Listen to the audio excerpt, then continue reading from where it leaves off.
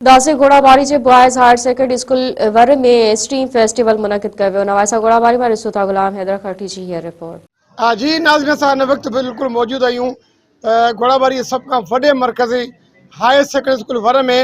इन हवाले सां पूरे डिस्ट्रिक्ट ठट्टा में जेके हींअर स्टीम फेस्टिवल थियनि पिया, उन्हनि मां अॼु हिते जेको प्रोग्राम रखियो वियो आहे उन में DO एजुकेशन साईं हुज़ूर बख़्श हिते मौजूदु आहे ऐं जेको CMO मौजूदु आहे ऐं फोकल पर्सन ख़ुदि उहो बि मौजूदु आहे। इन खां अलावा उस्ताद साहिबान आहिनि ऐं जेके ॿार उन्हनि टैलेंट ज़ाहिर कयो आहे।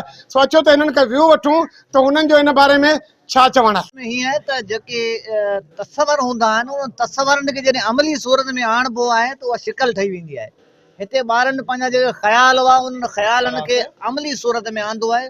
ही जेको हिननि मॉडल ठाहिया आहिनि इहो फ़नून लतीफ़ा सां गॾु साइंसी इम्तिज़ाज आहिनि। माना साइंस बि हिन में शामिल आहे त हिन में फ़नून लतीफ़ा बि आहे ऐं जेको हिकु तमामु ज़बरदस्त कमु आहे। ऐं असां जेको आहे ज़ाहिर आहे असांजे ॿारनि महिनत कई आहे, इन करे असांजी ख़ुशी आहे वॾी।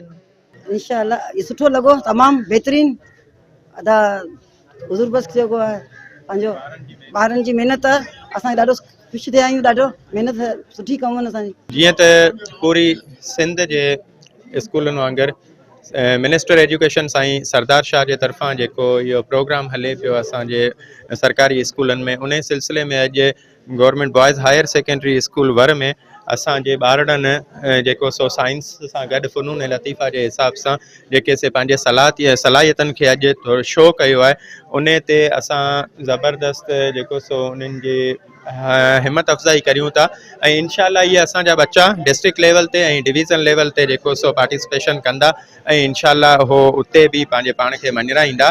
ऐं असां शुक्रगुज़ार आहियूं DO एजुकेशन साईं मोहतरम साईं हुज़ूर बख़्श ख़ासकी अली साहिब जिन जा, CMO ठट्टा साहिब जिन जा, साईं असांजो सर ज़ीशान पलीजो साहिब फोकल पर्सन स्टीम ठट्टा, उन्हनि जी महिरबानी आहे जिन अची करे असांजे ॿारनि जी हौसला अफ़ज़ाई। अस्सलाम वालेकुम जी। स्टीम मुक़ाबिलो स्कूल राउंड 2026 में हिकिड़ो टीचर चैलेंज असांखे मिलियल हुयो, जंहिंमें इहो असांखे चैलेंज हो त तव्हां क्लास खे कीअं रीडिज़ाइन करे सघो था। माना पहिरीं जीअं नॉर्मल जे ट्रेडिशनल तरीक़े सां पाण क्लास रूम खे वेही करे पढ़ायूं था, तव्हां उन में कहिड़ी अहिड़ी चेंज आणे सघो था जंहिंसां ॿारनि में उहा बहितरी अचे। त असां जेको क्लास जो डेकोरम रखियो उन में असां पहिरीं त उन क्लास खे पूरो राउंड टेबल में कयो, छो त हूअं ईअं हूंदो न त कुझु ॿार जेके हूंदा आहिनि सो फ्रंट बेंचर, कुझु बैक बेंचर, कुझु जेके बैक बेंचर उहे माना सदाईं पुठिते रहणु पसंदि कंदा आहिनि, अॻिते उहो न वधी सघंदा आहिनि। त राउंड टेबल जो फ़ाइदो इहो थो थिए त सभिनि में हिकिड़ी इक्वलिटी थिए थी। माना को ॿार बि माना हुन में पाण खे कमु त नथो महसूसु करे, सभिनि खे हिकिड़ो इक्वल हिकिड़ो फ्रेंडली माहौल मिले थो एनवायरनमेंट क्लास जो। तमामु ज़बरदस्त आहे, ॿारनि जो टैलेंट तमामु सुठो आहे ऐं माना हिन मां लॻे थो त टीचर्स जेको आहे उहो ॿारनि खे सही नमूने सां गाइड कयो आहे, सही नमूने सां पढ़ायो आहे, तॾहिं ॿारनि में इहो शौर आयो आहे। ऐं वर वारी स्कूल हाई स्कूल जेका आहे उन में तमामु बहितरीनु उस्तादनि ते आहे ऐं उनखे एप्रिशिएट कंदुसि। अहिड़े क़िस्म जी एक्टिविटियूं हर 6 महीने थियणु घुरिजनि ऐं ज़िले लेवल ते मुक़ाबला जेके आहिनि फेस्टिवल थियणु घुरिजनि ऐं तक़रीर मुक़ाबला थियणु घुरिजनि, जिन मां ख़बर पए त कहिड़े इलाइक़े जा ॿार जेके आहिनि वधीक एक्टिव आहिनि, उन मां ई जेको आहे टीचर्स जी कारकर्दगी ख़बर पइजी सघंदी। सभ खां पहिरियां मेरा TV वारनि जी महिरबानी जो असांखे टाइम ॾिनो।